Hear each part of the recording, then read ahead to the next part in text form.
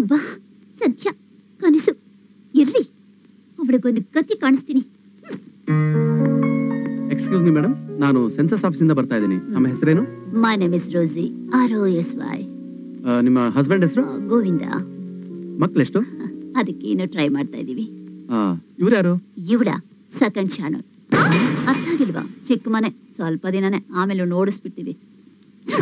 ಏನೇ ನಾನು second channel? ನಿನ್ಗೆ ಎಷ್ಟು ಪಪ್ಪೆ ನಿನ್ಗೆ? ನನಗೆ ಸೆಕೆಂಡ್ ಚಾನಲ್ ಅಂತ್ಯಾ? ನನ್ನೇ ಹೊಡಿದ್ಯಾ? ನನ್ನ ಮನೆಗೆ ಬಂದು ನನ್ನ ಮೇಲೆ ಕೈ ಮಾಡ್ತೀನಿ. ಅಯ್ಯೋ ಬ್ಯಾಡ್ರಮ್ಮ, ನನ್ನ ಮಾತು ಕೇಳ್ರಮ್ಮ. ಹೀಗೆಲ್ಲ ಮಾಡಕ್ಕೆ ಅಯ್ಯೋ ಯಾರಮ್ಮ, ಹೆಣ್ಮಕ್ಳು ಜಗಳ ಮಾಡಬಾರ್ದು. ನನ್ನ ಮಾತು ಕೇಳ್ರಮ್ಮ. ಅಯ್ಯೋ ನನ್ನ ಗಂಡನೇ ಇಟ್ಕೊಂಡು ನನ್ನ ಮೇಲೆ ಕೈ ಮಾಡ್ತಾಳೆ. ನಿನ್ನ ಹೀಗೆ ಬಿಟ್ರೆ ಸರಿ ಇಲ್ಲ ಕಣೆ. ಅಯ್ಯೋ ಇವೇನು ಹೆಣ್ಣು ಊಟ.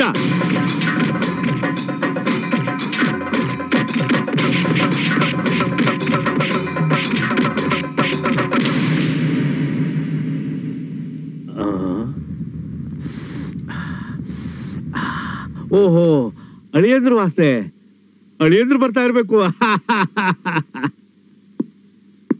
ಚಿನ್ನದ ಮಲ್ಲಿಗೆ ಹೂವೇ ಲಾಡು ಹೂವನ್ನು ತಂದೆ. ರೋಸಿ ಡಾರ್ಲಿಂಗ್, ಎಲ್ಲಿ ನಮ್ ರೋಸಿ ಡಾರ್ಲಿಂಗ್? ರೋಸಿ ಡಾರ್ಲಿಂಗ್ಗೆ ಈ ಮನೆಯಿಂದ ಎತ್ತಂಗಡಿ ಮಾಡಾಗೋಯ್ತು.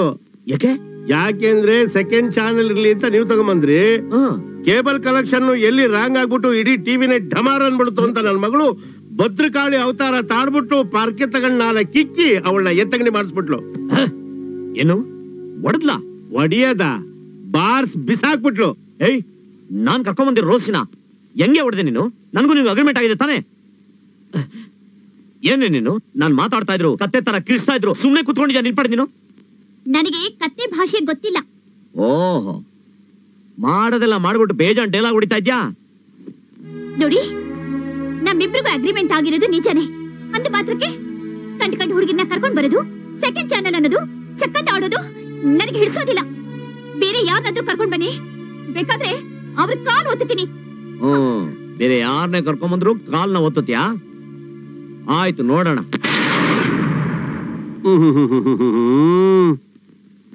ಅಬ್ಬಬ್ಬಬ್ಬಬ್ಬಬ್ಬಬ್ಬಬ್ಬ, ಏನ್ ರುಚಿ, ಏನ್ ಊಟ, ಏನ್ ಮಜಾ. ಎಲ್ಲದ್ರಲ್ಲೂ ಗೋಡಂಬಿ ಹಾಕವ್ರೆ, ನಂದಿನಿ ತುಪ್ಪದಲ್ಲಿ ಉರಿದು ಬಿಟ್ಟವ್ರೆ ಹಂಗೇನೆ. ತುಪ್ಪದಲ್ಲಿ ಉರ್ದಿಲ್ಲ ಅಳಿದ್ರೆ, ತುಪ್ಪದ ಡಬ್ಬಾನೇ ಸುರಿದ್ಬಿಟ್ಟು ಅಡಿಗೆ ಮಾಡ್ಬಿಟ್ಟವ್ರೆ. ಅದಕ್ಕೆ ಇಷ್ಟೊಂದ್ ಚೆನ್ನಾಗಿರೋದು. ಅಗ್ಯದೇ ಬೇಕಾಗಿಲ್ಲ, ಹಂಗೆ ನುಣ್ಣಗೆ ನುಂಗ್ ಬಿಡ್ಬೋದು. ಇಂತ ತಿಂದೇ ಇಲ್ಲ ಬಿಡಿ.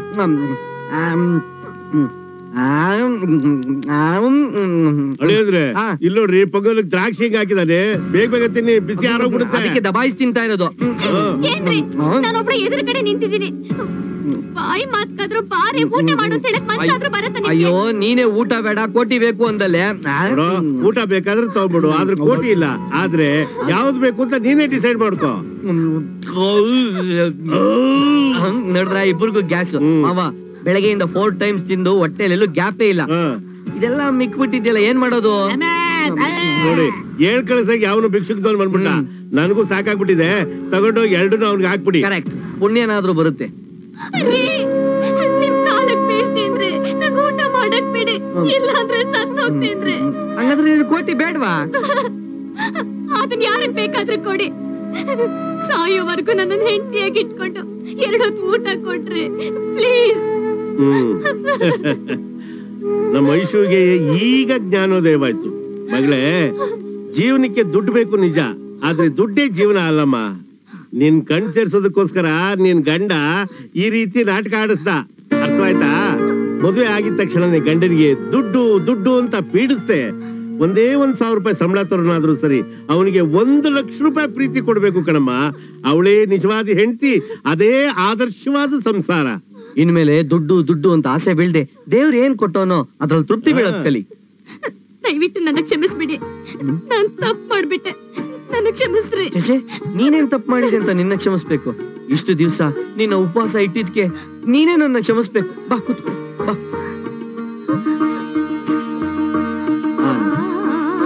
ತಗೋ.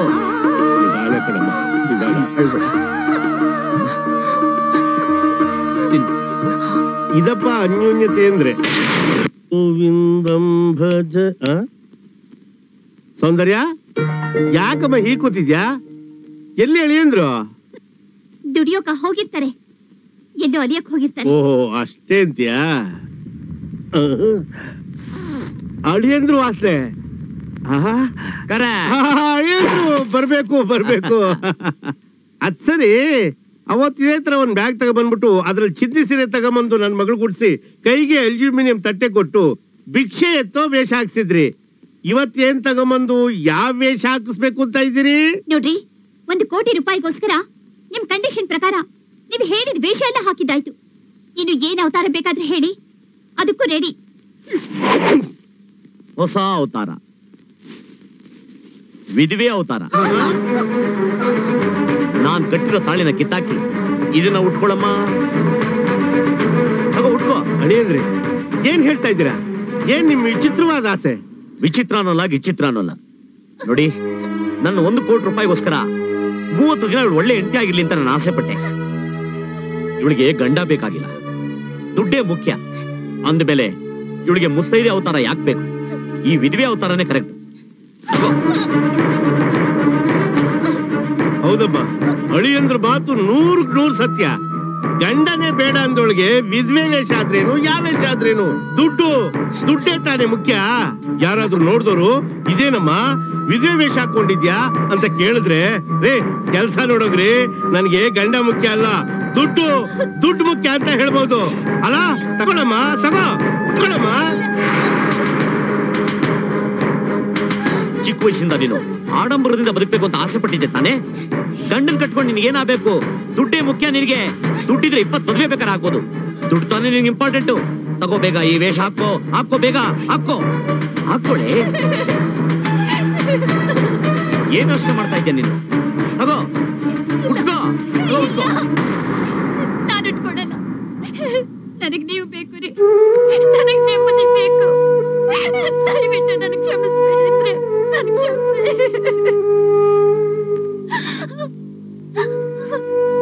ದಯವಿಟ್ಟು ಕ್ಷಮಿಸ್ಬೇಡಿ.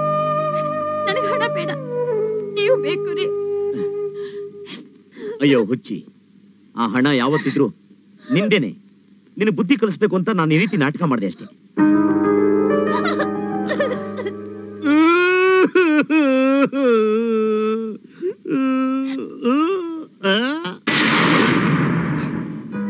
ಸೌಂದರ್ಯ, ನೀನು ಮನಸ್ಸು ಬದಲಾಯಿಸ್ಕೊಳ್ಳೋವರೆಗೂ ನಾವೆಲ್ಲ ಸೇರಿ ನಿನ್ನಿಂದ ಒಂದು ಗುಟ್ನ ಮುಚ್ಚಿಟ್ಟಿದ್ವಿ.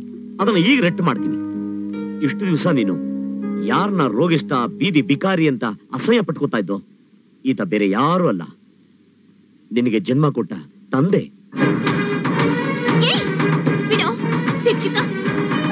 ಮಗಳೇ, ನಾನು ಭಿಕ್ಷುಕ ಅಲ್ಲಮ್ಮ, ಭಿಕ್ಷುಕ ಅಲ್ಲ. ಭಿಕ್ಷುಕ ಅಲ್ಲದೆ ಇನ್ನೇನು?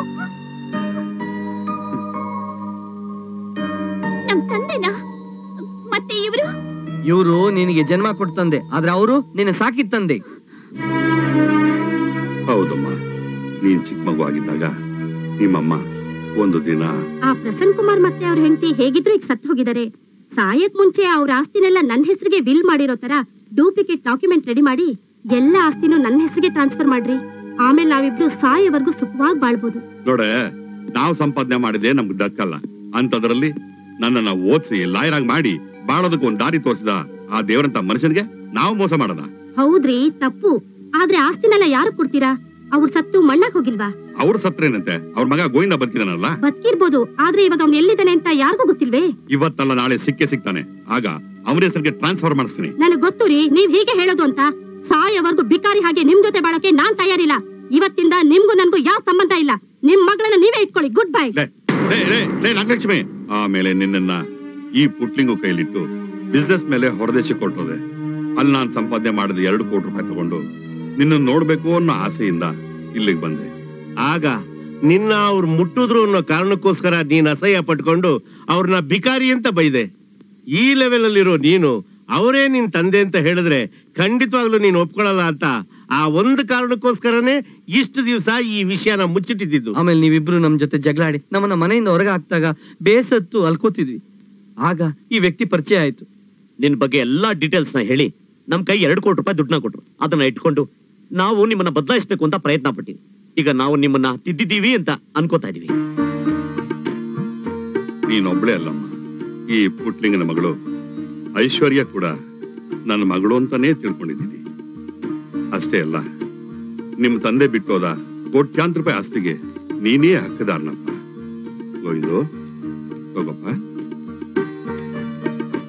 ಜೊತೆಗೆ ನಾನು ಕೊಟ್ಟ 2 ಕೋಟಿ ರೂಪಾಯಿ ಕೂಡ ನೀವೇ ಇಟ್ಕೊಳ್ಳಿ. ಎಲ್ರೂ ಸಂತೋಷವಾಗಿರ್ರಿ. ಕೋಟಿನಾ? ಅದ್ಯಾರಿಗೆ ಬೇಕು? ಜೀವನದಲ್ಲಿ ಹಣ ಇರ್ಬೇಕು, ಆದ್ರೆ ಜೀವನನೇ ಹಣ ಆಗ್ಬಾರ್ದು. ಮನುಷ್ಯನಿಗೆ ಆಸೆ ಇರ್ಬೇಕು, ಆದ್ರೆ ದುರಾಸೆ ಇರಬಾರ್ದು ಅಂತ ಅಮ್ಮ ಆಗಾಗ ಹೇಳ್ತಾ ಇದ್ದಿದ್ದು ನನಗೀಗ ಅರ್ಥ ಆಗ್ತಾ ಇದೆ. ಹಣಕ್ಕಿಂತ ಮಾನ, ಮರ್ಯಾದೆ, ಸಂಸ್ಕಾರ, ಪ್ರೀತಿ, ಪ್ರೇಮ ಇದೇ ಅತಿ ಮುಖ್ಯ ಅಂತ ನಾವು ಚೆನ್ನಾಗಿ ಪಾಠ ಕಲ್ತ್ಕೊಂಡ್ವಿ. ಇವರಿಬ್ರು ಇಷ್ಟು ಬದಲಾಗೋದಕ್ಕೆ ನಿಮ್ 2 ಕೋಟಿ ರೂಪಾಯಿ ಕಾರಣ. ಅದು ನೀವು ಕಷ್ಟಪಟ್ಟಿದ್ದ ದುಡ್ಡು, ಅದ್ ನಿಮ್ ಹತ್ರನೇ ಇರ್ಬೇಕು. ಹೌದೌದು. ಬೀಗ ತೆಗ್ದಿದ್ದಾರೆ. ಅಯ್ಯೋ, ಬಾಸ್ ಇದ್ರಲ್ಲಿ ದುಡ್ಡೇ ಇಲ್ಲ. ಇದು ಯಾರ್ ಕೆಲ್ಸ ಇರ್ಬೋದು?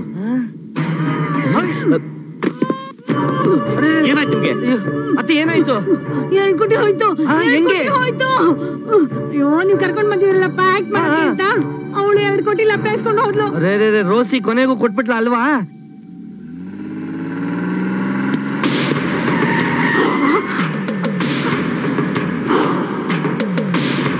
ಬೆಕ್ಕಿ, ಬೇಗ ರಿವರ್ಸ್ ತೆಗಿ, ಇಲ್ಲ 2 ಕೋಟಿ ಅವನ್ ಪಾಲಾಗುತ್ತೆ.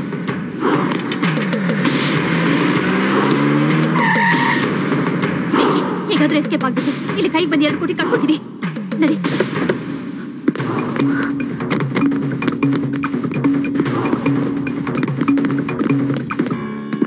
ನೋಡು, ನೀನು ಆಕ್ಟ್ ಮಾಡ್ಲಿ ಅಂತ ನಿನ್ನ ಮನೆ ಕರ್ಕೊಂಡ್ ಬಂದಿದ್ದು. ನನ್ ದುಡ್ಡನ್ನ ಹೊಡ್ಕೊಂಡ್ ಬರ್ಲಿ ಅಂತಲ್ಲ. ಮರ್ಯಾದೆಗಳು, ದುಡ್ಡನ್ನ ಎಲ್ಲಿಟ್ಟಿದ್ಯಾ? ಇಲ್ಲ ಅಂದ್ರೆ ಇಲ್ಲೇ ಊತ ಹಾಕ್ಬಿಡ್ತೀನಿ. ಏಯ್, ಅಷ್ಟೆಲ್ಲ ಟೆನ್ಷನ್ ತಗೋಬೇಡಿ. ಓಹೋ, ಇದು ಫುಲ್ ಸ್ಕೀಮು. ನಿಮ್ಮಿಬ್ರಿಗೆ ಜೀವದ ಮೇಲೆ ಆಸೆ ಇದ್ರೆ ಮೊದ್ಲು ಇಲ್ಲಿಂದ ಹೊರಟೋಗಿ. ಯಾಕೆಂದ್ರೆ ಇದು ನಮ್ಮ ಅಡ್ಡ.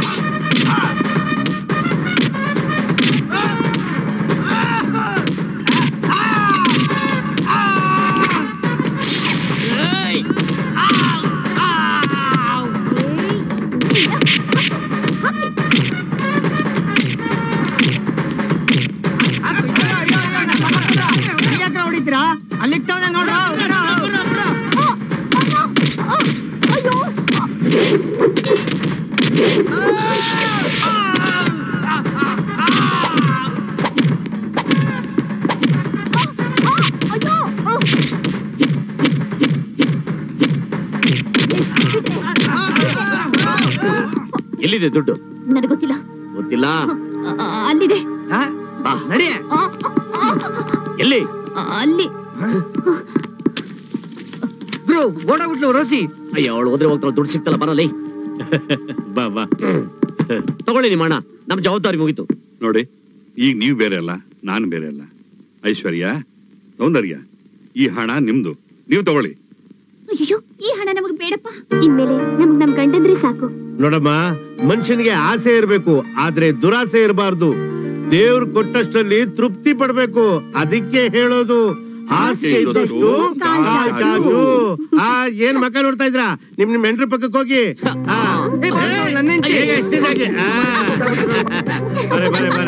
ಹೋಗ್ತೀನಿ